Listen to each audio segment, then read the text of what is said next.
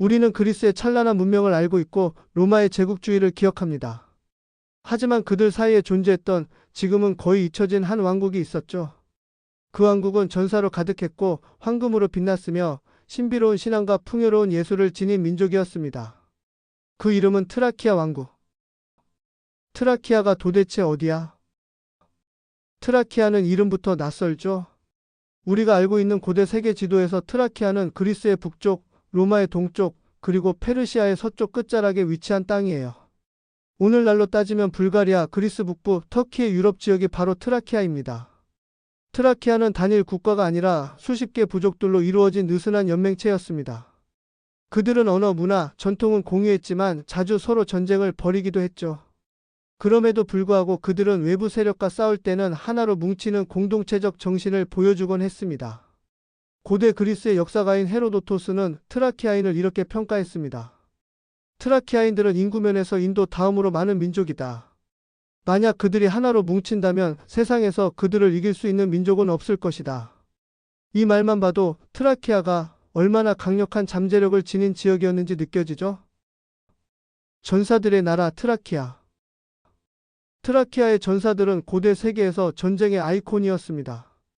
그리스인들은 트라키아인을 야만적이라고 했지만 동시에 탁월한 전투 기술과 강한 체력을 가진 민족으로 두려워했어요. 그들의 전투 스타일은 정면 돌파보다 기습과 매복, 기동전에 특화되어 있었습니다. 특히 기병 부대는 빠르고 강력해 로마의 군단병들도 조심해야 할 존재였죠. 그들이 사용한 무기 중 가장 유명한 건 롬파에아라는 무기예요. 이건 길고 곡선형의 칼로 방패를 파괴하고 갑옷을 찢을 수 있을 정도로 강력했습니다. 또한 트라키아 전사들은 독특한 복장으로도 유명했어요.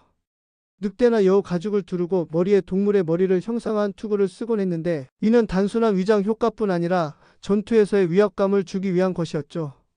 그들의 용맹함은 로마 시대까지도 이어졌습니다. 로마의 검투사 중에서도 가장 강력한 유형 중 하나가 바로 트라키아형 검투사였고 그중 대표적인 인물이 바로 스파르타쿠스. 그는 트라키아 출신 노예였지만 로마 검투사로 전설적인 반란을 이끈 영웅이었습니다. 그의 반란은 무려 12만 명이 참여했고 로마를 공포에 떨게 만들었죠. 오드리소이 왕국의 등장. 트라키아는 오랜 시간 부족 연합 형태로 존재하다가 기원전 5세기경 오드리소이 왕국이 등장하면서 본격적인 중앙 집권 체제를 갖춘 왕국이 됩니다. 오드리소이 왕국은 기원전 480년경 왕 테레스에 의해 설립되었고 그의 후계자들은 주변 부족들을 점차 통합하며 트라키아 역사상 최대 규모의 왕국을 일궈냅니다. 수도는 오늘날 불가리아에 있는 세우토폴리스라는 도시로 이곳은 정교하게 설계된 도시였으며 궁전, 신전, 광장, 시장 등 도시 문명의 전형을 갖추고 있었습니다. 이 시기 트라키아는 그리스 도시국가들과 외교, 무역, 그리고 때로는 전쟁을 벌이며 강력한 세력으로 자리 잡습니다. 특히 페르시아 전쟁이나 펠로폰네소스 전쟁 같은 역사적 사건에도 간접적으로 참여하며 존재감을 나타내죠. 트라키아 왕들은 종종 그리스 철학자나 예술가들을 초청해 문화적인 교류도 했고 반대로 트라키아 출신 장인들이 그리스로 건너가 예술의 발전에 기여하기도 했습니다. 트라키아의 보물들. 트라키아 하면 절대 빠질 수 없는 게 바로 황금입니다. 트라키아 땅은 풍부한 금광으로 유명했습니다. 강에서는 사금을 채취할 수 있었고 산지에는 금광이 다수 있었죠. 트라키아 귀족과 왕들은 이 금으로 정교한 보석, 의식용 그릇, 무기, 장신구를 만들었습니다. 이들은 단순한 장식품을 넘어 종교적 의미를 지닌 신성한 물건으로 여겨졌습니다. 그 대표적인 보물 중 하나가 바로 파나규리슈테 보물입니다. 1949년 3명의 형제가 도기 공장에서 일하다가 발견한 이 보물은 총 8개의 황금 그릇으로 구성되어 있으며 총 무게가 약 6.1kg에 달하는 순금입니다. 각 그릇에는 신화적 장면, 동물, 신들의 형상이 새겨져 있어 그들의 미적 감각과 기술력이 얼마나 뛰어났는지 보여줍니다. 또한 트라키아의 무덤 구조도 놀라운데요. 일부 왕릉은 내부에 완벽한 원형 천장, 정교한 회화 그리고 사후 세계를 묘사한 벽화까지 갖추고 있습니다. 이 모든 것은 트라키아인들이 사후 세계를 얼마나 중요하게 여겼는지 그리고 그들의 예술성과 장례 문화를 엿볼 수 있는 결정적 증거입니다. 신화와 신앙. 트라키아인들의 종교는 매우 독특했습니다. 그들은 단순히 자연신을 숭배한 것이 아니라 죽음과 부활, 불멸을 중심으로 한 영혼 중심의 철학적 신앙을 지녔죠. 그 중심에 있는 존재가 바로 자르목시스라는 신입니다. 자르목시스는 트라키아의 신이자 철학자, 예언자로 여겨졌고 죽은 자의 영혼은 불멸의 세계로 간다는 믿음을 퍼뜨렸습니다.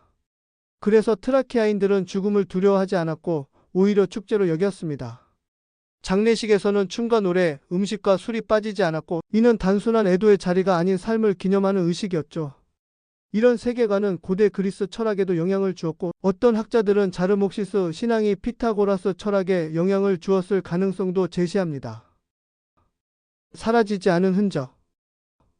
기원전 1세기 트라키아는 점차 로마 제국의 세력권에 들어가며 쇠퇴하게 됩니다. 결국 로마는 트라키아를 속주로 편입했고 왕국은 역사 속으로 사라졌죠. 하지만 트라키아는 사라지지 않았습니다. 오늘날 불가리아, 그리스 북부, 터키 유럽 지역에는 여전히 트라키아 유적지와 문화적 흔적이 남아 있습니다.